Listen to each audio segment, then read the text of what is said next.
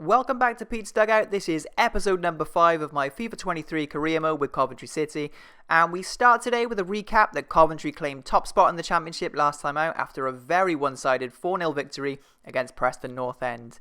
A quick piece of admin from last episode where we thankfully find out that Sheaf's injury was just a 5-day bruised shoulder, and on the topic of injuries, a quick reminder of the sliders that I'm using in this save.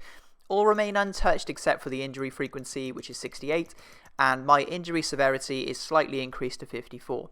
The increase is simply for realism because injuries do happen, and if you leave both at 50 then you'll hardly get any throughout the season at all, which is just not realistic. But moving on, we've got 3 games to get through today, and first up we are away to Wigan Athletic at the DW, who currently sit in the bottom 6 of the championship. Blackman and Ganelli both keep their places in the starting lineup following their tremendous run of form as we look to keep the winning streak alive. We pick up the action 2 minutes in as Gyökeres plays in Ganelli down the right. He holds the ball up well and hands it back to Gyökeres with his back to goal. The big man spreads an inviting pass across the box to Papega, but his side-footed effort is comfortably saved by Amos. But we continued attacking 7 minutes gone as Hamer finds O'Hare running into the box. Gyökeres' first time shot is blocked and Hamer just can't find the far post with a swerving effort. I was impressed with the quick start as Blackman wins the ball back on the halfway line. He bursts into the Wigan half at top speed before slotting in O'Hare just outside the box. He squares to Gyökeres, who shrugs off the defender, and it's 1-0. A really well worked goal and all credit to Blackman there, winning the ball back and pushing forward. Wigan did react well to going behind with a run down the right side of our defence. McLean stays strong in holding off Blackman. The ball makes its way to Shinnie on the edge of the box, but his shot is tame and Ronin holds well. But just before half-time now when Wigan had a corner, the ball in from Shinnie is brilliant and McGuinness beats 2 Coventry defenders to the ball with a well-guided header, and Ronin sees it late but reacts superbly to bat it behind.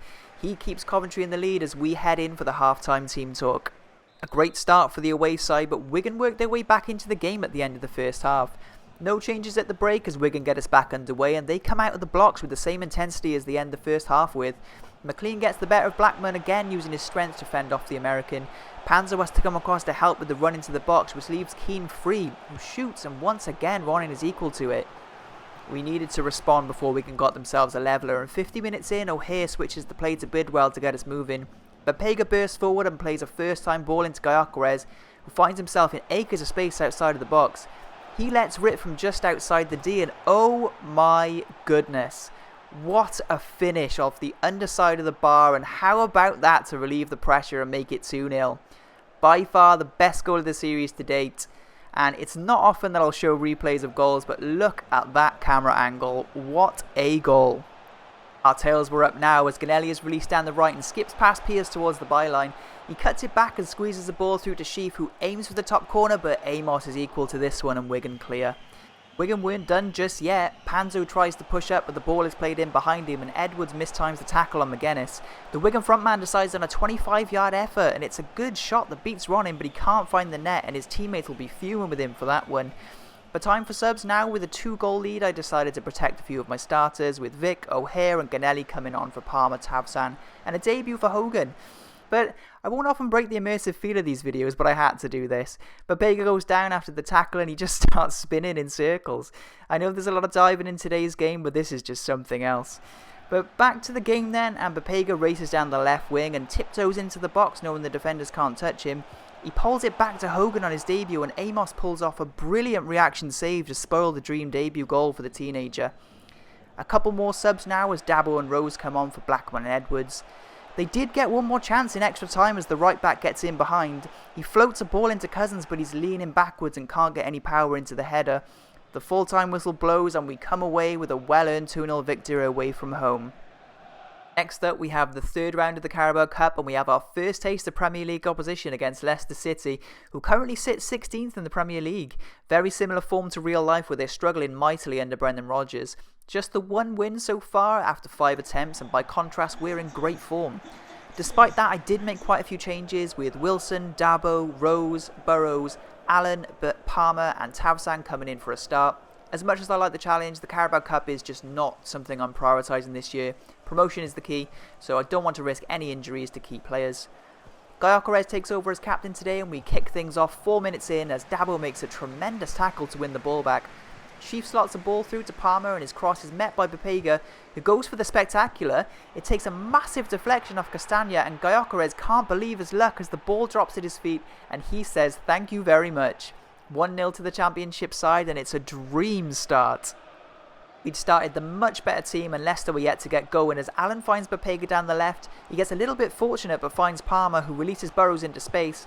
His chip cross finds Gyökeres who brings the ball down well and his left-footed strike flashes past the post. 4 minutes to half-time now and all the momentum was on our side as Burrows attacks from the left. He feeds Bepega who lets the ball run across him and dribbles into the Leicester box before crossing to Palmer, who heads home our second of the game. And as I said earlier, the Carabao Cup is really important to me and I hope we win it. Just kidding of course, but a great start. Unfortunately, the half did end on a sour note as Rose stays down after a collision with Tielemans. So it's 2-2 at the break and I did make 2 subs with Sheaf and the injured Rose coming off for Eccles and Panzo. Leicester must have had a real talking to at half time because they came out fighting after the break. The ball makes its way into Vardy from the right hand side and Wilson spreads himself well to make a point blank save to keep the score at 2-0. But after the early warning we did win the ball back in the middle through Allen. He feeds Gyökeres between the lines and the Leicester defenders are all at sea. As the angle closes, Big Vic squares the Tavzan. His first touch kills the defenders and he smashes it home. Don't adjust your television sets. It's 3-0 to Coventry at home to Premier League Leicester. What a game this is so far for the Sky Blues. But time for subs around the 70-minute mark with goal scorers Gyökeres, Tavzan and Palmer all coming off for a well-deserved rest with Ganelli, Godden and O'Hare coming on in their place. Leicester recycled the ball following a corner just after the subs came on, and as we win the ball back, Eccles fluffs a pass and gives possession to Tielemans, and I knew I was in trouble. Vardy and Maddison play a quick 1-2. Maddison finds himself with space in the box and he belts it in off the post. A costly error from the youngster and we've given Leicester a lifeline. I could feel the tide turning in this game and the momentum shifted quickly as Barnes takes over down the left. He finds Pratt with the drag back and Vardy flicks it to himself before squeezing an effort past Wilson at his near post and all of a sudden it's 3-2. So panic stations and we're hanging on deep into extra time as the Premier League side look to complete the comeback.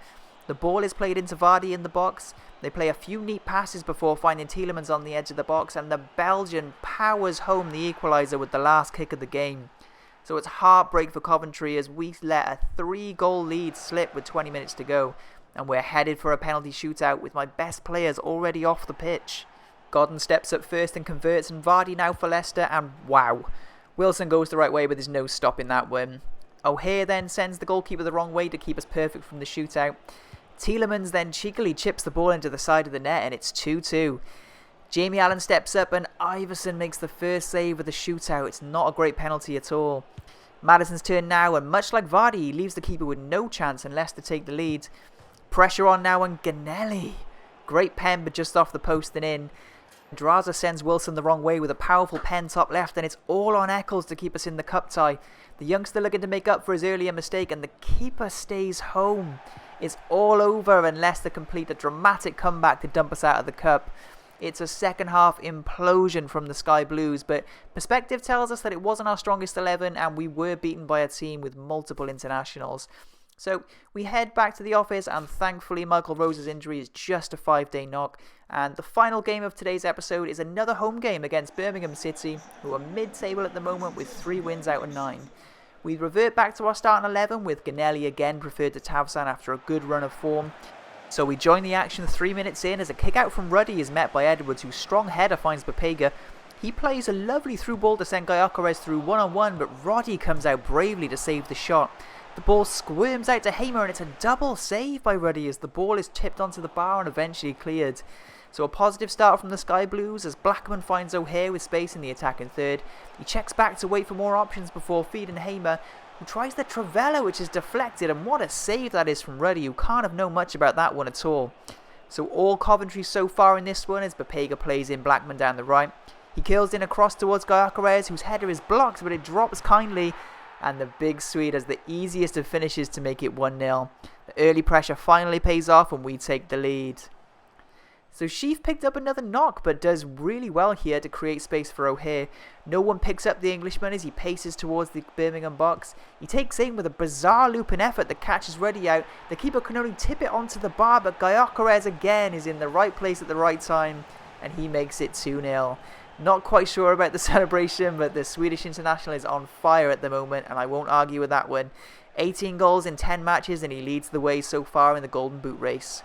Barely had a chance to finish celebrating before Birmingham hit back. An outrageous pass finds its way to Hogan, and out of nowhere, the Blues are back in the game as the half-time whistle blows, and it's 2-1. I made one change at the break with the injured Chief making way for Allen, and we pick things up in the second half with Bakuna looping a ball over the top, and Blackman struggles to deal with it. After some neat dribbling and a few extra passes, the ball makes its way to Lecco totally unmarked. He turns smartly and places a shot past Ronning from close range. Birmingham take advantage early in the second half to level the game at 2-2. I made one change shortly after the goal with Tavsan coming in for O'Hare, and with 72 minutes gone, Birmingham were on the attack again. The ball makes its way to Hogan in the middle and he slots Bielik in with Blackman out of position. We try to organise at the back, but another through ball finds Bakuna and he slides it home far post. Birmingham turned the game on its head, and once again we've blown a lead from 2-0 up to trailing 3-2. But there was still time to make amends in this one, and with 75 minutes gone, Hamer brings the ball down. He plays a 1-2 with Allen, gets the ball out of his feet and bends one home from the edge of the box, and it's a beauty. What a goal from Gustavo Hamer, and it's 3-3. All the momentum with the home side now as Coventry look to turn the game on its head once more. The ref plays advantage after a shocking tackle and Bapega is away. He dribbles forward before playing in Tavsan just outside the box. His first touch is good and he shoots, but his left-footed effort is palmed wide by Ruddy. Last chance saloon as Bielik intercepts a pass and looks up to find Bakuna. He dribbles into the box and curls his shot just wide of the post. My head was in my hands at this point because I was certain that was going in. But there was time for one more corner in the 95th minute. The ball is played in with Hamer and it's a good one.